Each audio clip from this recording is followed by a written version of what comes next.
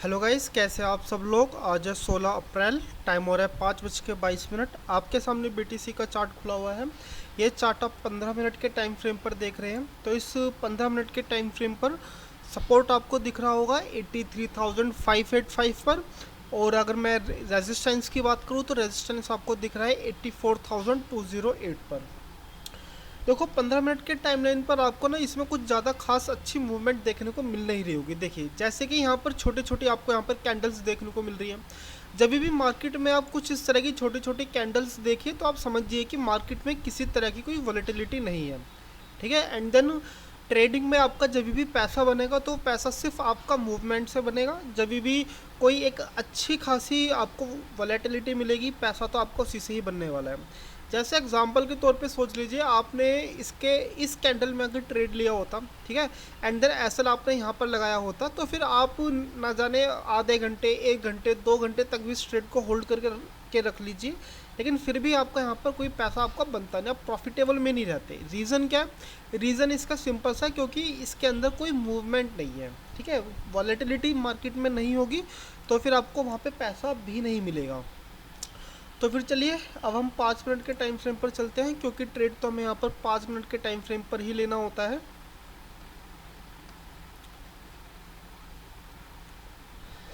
अब जरा यहाँ पर देखिए, यहाँ पर आपको एक छोटा सा आपको यहाँ पर हैमर देखने को मिला, जिसके बाद आपको एक अच्छी खासी आपको यहाँ पर बाइंग देखने को मिली। ठीक है। एंड देन जस्ट यहाँ पर एक रेड कैंडल फॉर्म हो रही है। रीज़न क्या है? क्योंकि ऊपर 84,208 के लेवल पर यहाँ पर सेलर्स यहाँ पर बैठे हुए हैं। ठीक है। जहाँ पर सेलर्स बैठे होंगे तो भाई देखो वहाँ पर सेलिंग तो देखने को मिलेगी। अब हम यहाँ पर कर क्या सकते हैं? तो भाई सिंपल सी बात है, अब यहाँ पर 2 या 3 4 कैंडल यहाँ पे फॉर्म हो जाने दीजिए। हमें यहाँ पर एक मार्केट में छोटी सी कंसोलिडेशन चाहिए। वो कंसोलिडेशन 20 मिनट की हो, आधे घंटे की हो तो और भी ज़्यादा अच्छा है। मान के चले यहाँ पे कि मार्केट कंसोलिडेट होता है, एक रेंज बनाता है, फिर उस रेंज का ब्रेकआउट होता है। वो रेंज का ब्रेकआउट चाहे ऊपर की तरफ हो या फिर नीचे की तरफ हो, हम उसी डायरेक्शन में ट्रेड लेंगे। ठीक है, जहाँ पर आपको ब्रेकआउट देखने को मिलेगा। तो फिर चलिए, जब भी कोई एक अच्छा सेटअप मिलता है तो मैं आपको यहाँ पर इन्फॉर्म करता हूँ, और ट्रेड तो मैं आपके सामने ही लेता हूँ। ठीक है, तो चलिए फिर मिलते हैं किसी अच्छे ट्रेडिंग सेटअप पर। हे गाइस, तो जस्ट अभी कैंडल क्लोज हुई है, तो यहाँ पर एक अच्छी खासी मारी ब्यूजू में आपको क्लोजिंग देखने को मिल रही है। तो जैसे ही मारी ब्यूजू कैंडल की जैसे ही इसका लो क्रॉस होगा तो मैं यहाँ पर सेलिंग की तरफ मैं यहाँ पर ट्रेड लेने वाला हूँ। ट्रेड लेने का जो मोटिव है और जो रीज़न है, वो पहला रीज़न क्या है कि एक कैंडल किस में क्लोजिंग हुई है? मारी ब्यूजू में। इससे आप प्रीवियस कैंडल्स को अगर आप देखोगे तो इसमें आपको स्पाइक्स ही देखने को मिली है। ठीक है। एंड देन मैं इसमें सेलिंग की तरफ तब जाऊंगा कि जब यहाँ पे देखो, यहाँ पर ये ग्रीन कैंडल बनने नहीं, अच्छी बात है। यहाँ पर अगर आपको स्पाइक्स देखने को मिलेगी, फिर स्पाइक दे करके नीचे की तरफ आएगा तो इसमें कॉन्फिडेंस बढ़ेगा कि यहाँ पे मैं ट्रेड ले सकता हूँ। लेकिन अगर ये वाली कैंडल, ग्रीन कैंडल, अगर इसके 70% पार्ट को घेर लेती है अपने प्रीवियस कैंडल को, तब मैं यहाँ से कोई ट्रेड एग्जीक्यूट नहीं करने वाला। ठीक है। तो फिर चलिए, जैसे यहाँ पर स्पाइक देखने को मिलती है तो मैं आपको यहाँ पर बताता हूँ। तो इस कैंडल की क्लोजिंग में जस्ट अभी 46 सेकंड के आसपास बचे हुए हैं। तो जैसे कि आपको यहाँ पर दिख ही रहा है कि यहाँ पर फिर से एक मारी बुजू कैंडल यहाँ पर बन चुकी है। तो सिंपल सी बात है, मार्केट यहाँ पर कंसोलिडेशन में ही है। ठीक है। एंड देन ये जो कंसोलिडेशन है, ये है 84,000 से लेकर के ये है करीबन 84,117 की, यानी कि 120 पॉइंट के आसपास की यहाँ पर एक कंसोलिडेशन है। ठीक है। तो इस कंसोलिडेशन की रेंज में भाई किसी भी तरह की कोई ट्रेड मत लीजिए, क्योंकि यहाँ पर एक ग्रीन कैंडल बनेगी, फिर से रेड कैंडल बन जाएगी, फिर से ग्रीन बनेगी, फिर से रेड बनेगी। ठीक है। तो ये एक तरह का ट्रैप है, और जब तक यहाँ पर इसका रेंज ब्रेकआउट नहीं हो जाता तब तक आप सिर्फ इसको देखते रहिए और दूरी बैठी रहिए, क्योंकि इसी में ही फ़ायदा है। ठीक है। तो चलिए फिर, जब तक इसका ब्रेकआउट नहीं हो जाता तब तक क्या करें? कुछ नहीं कर सकते, गाने सुनिए। ठीक है। तो जैसे ही इसका ब्रेकआउट होता है तो मैं आपको यहाँ पर इन्फॉर्म करता हूँ। ठीक है। तो हाँ जी गाइस, यहाँ पे ब्रेकआउट हो चुका है, तो मैं यहाँ से सबसे पहले एक ट्रेड एग्जीक्यूट कर लेता हूँ, फिर आपको मैं बताता हूँ। ठीक है, कि मैंने यहाँ पे ट्रेड लिया क्यों है। तो ट्रेड लेने का सिंपल सा रीज़न है कि मार्केट यहाँ पर एक अच्छे खासे एक रेंज में फंसा हुआ था। पहले एसएल लगा लेता हूँ। एसएल है 83,999 का।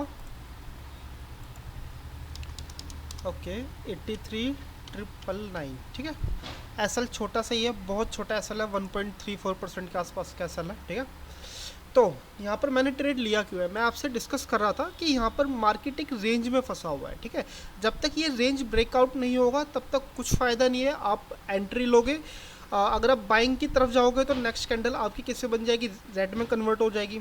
अगर आप सेलिंग की तरफ जाओगे तो आपको स्पाइक देखने को मिल जाएगी। तो जब भी मार्केट एक रेंज में फंसा रहता है तो आपको वहाँ से दूरी बना के रखनी चाहिए, ठीक है। तो यहाँ पर अभी इस कैंडल की क्लोजिंग के लिए जस्ट अभी 2 मिनट के आसपास का टाइम है, बहुत होते हैं यहाँ पर 2 मिनट, ठीक है। ओके, तो यार अगर मैं यहाँ पर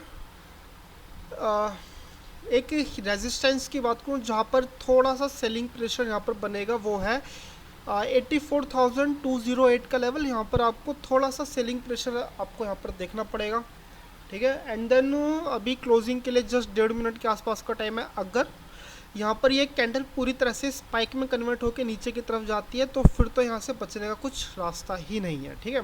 तो फिर मैं अपना जो एसएल है वो थोड़ा सा कम करके जस्ट इसकी सबसे लोअर पॉइंट पे मैं लगा देता हूँ, ठीक है, इस कैंडल के जस्ट लो पर। तो यहाँ पर जो मेरा अब जो एसएल जो मेरा हिट होगा, जो लॉस होगा वो मेरा मैक्सिमम टू मैक्सिमम $600 के आसपास यहाँ पर होने वाला है। तो देखिए अगर यहाँ पर कोई स्पाइक यहाँ पर देखने को नहीं मिलती तो संभावना यहाँ पर बहुत ज़्यादा है कि नेक्स्ट कैंडल भी शायद एक ग्रीन कैंडल में क्लोजिंग दे, ठीक है। क्योंकि अगर मुझे यहाँ से इस कैंडल से निकलना है, ठीक है, तो मैं इस कैंडल के 1 मिनट का टाइम बचा, इसके अंदर मैं यहाँ से निकल सकता हूँ, ठीक है। लेकिन अगर मुझे नेक्स्ट कैंडल के लिए जाना है तो मैं अपना एसएल ड्रैग नहीं कर सकता, ठीक है। इसका रीज़न क्या है, जब भी एक नेक्स्ट कैंडल बनती है तो वो हमेशा जस्ट ऊपर ही नहीं जाती बल्कि वो नीचे की तरफ आती है एंड देन उसमें एक स्पाइक देखने को मिलता है, ठीक है।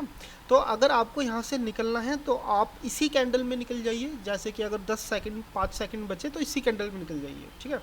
अगर आप नेक्स्ट कैंडल के लिए बैठे हो, सोच रहे हो कि आप अगले 5 मिनट के लिए भी आप होल्ड करने वाले हो, तो भाई आपको एसएल आप ड्रैग नहीं कर सकते, ठीक है। तो चलिए फिर नेक्स्ट कैंडल में मिलते हैं।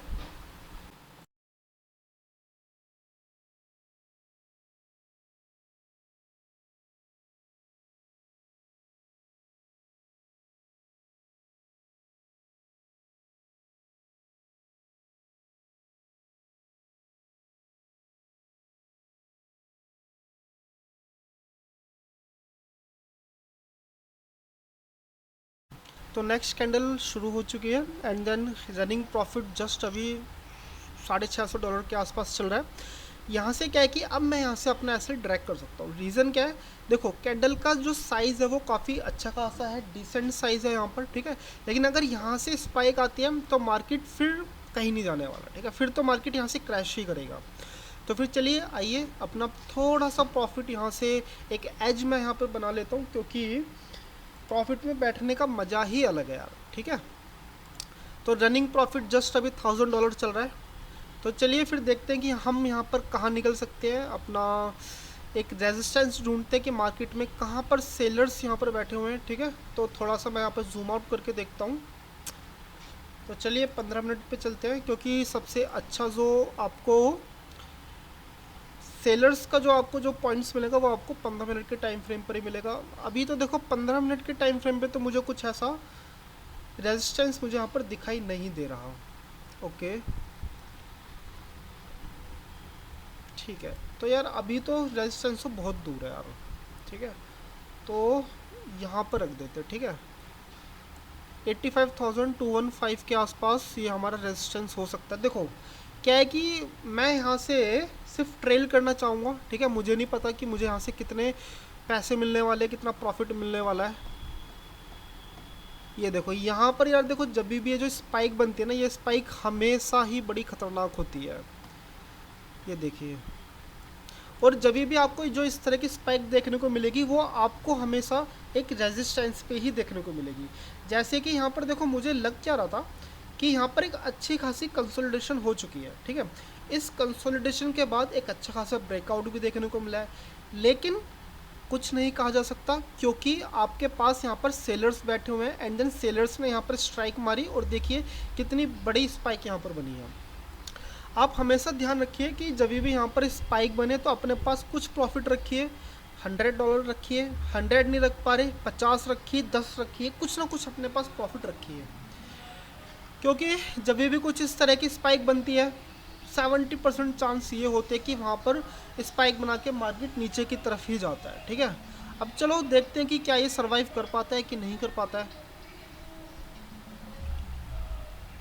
तो ठीक है, इस कैंडल की जस्ट क्लोजिंग कितनी टाइम है, अभी 1 मिनट 20 सेकंड के आसपास का टाइम है। ठीक है, एंड देन देखते हैं कि भाई कि यहाँ पर हम ट्रेल कर पाते हैं या फिर मिनिमम। देखो मुझे इस ट्रेड में अगर यहाँ पर ये स्पाइक लेकर के नीचे की तरफ भी क्लोजिंग देता है तभी भी मुझे कम से कम $160 तो मिनिमम मुझे यहाँ पर मिलेंगे। ठीक है, तो चलिए भाई फिर ओके 1 मिनट बाद मिलते हैं शायद।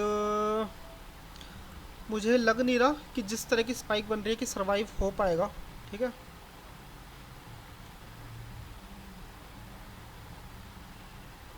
क्योंकि आपके सामने ही इतनी लंबी स्पाइक देखने को मिल रही है। 38 सेकंड के आसपास का टाइम है। ठीक है, तो फिर ठीक है, चलो भाई फिर एसएल के बाद ही मिलते हैं, नहीं तो यार वीडियो ना बहुत लंबी हो जाती है। ठीक है,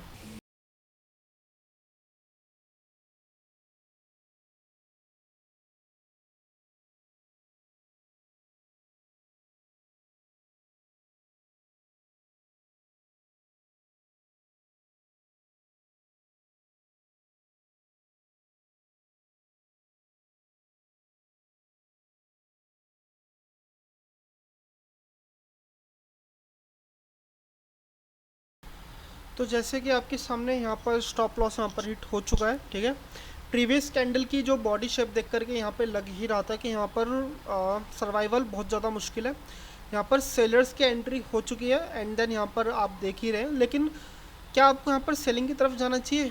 नहीं जाना चाहिए। रीज़न क्या है?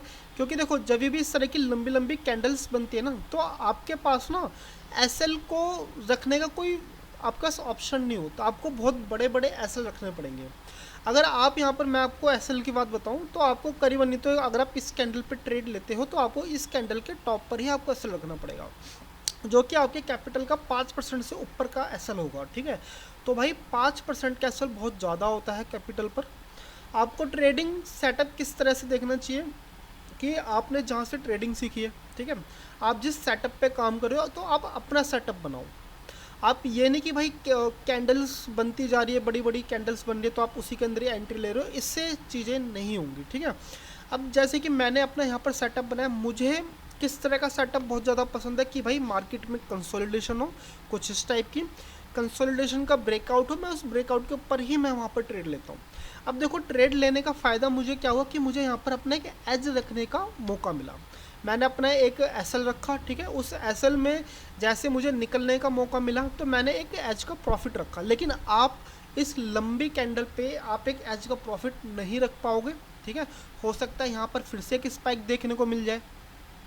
तो चलिए फिर आज की वीडियो आपको यहाँ पर कैसी लग रही है आप मुझे यहाँ पर कमेंट करके बताइए। ओके, तो आपने अगर यहाँ तक वीडियो देखी है तो आपके लिए बहुत बहुत साधुवाद। चलिए अब मिलते हैं कल।